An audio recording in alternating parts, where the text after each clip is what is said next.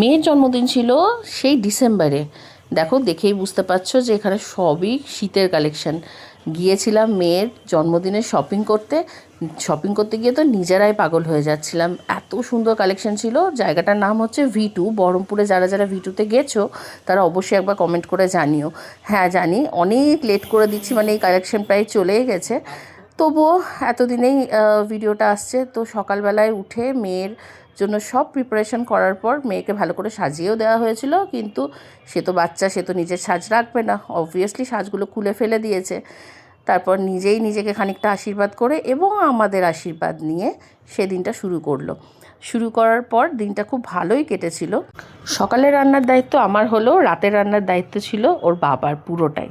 তো রাতে কি রান্না হয়েছিল, রাতে কিভাবে আমরা সেলিব্রেট করেছি, সেটা যদি জানতে চাও অবশ্যই সেকেন্ড পার্টটাকে কিন্তু ফলো করো। আর যারা আমার ভিডিও দেখতে ভালোবাসে তারা অবশ্যই আমার সঙ্গে থেকো।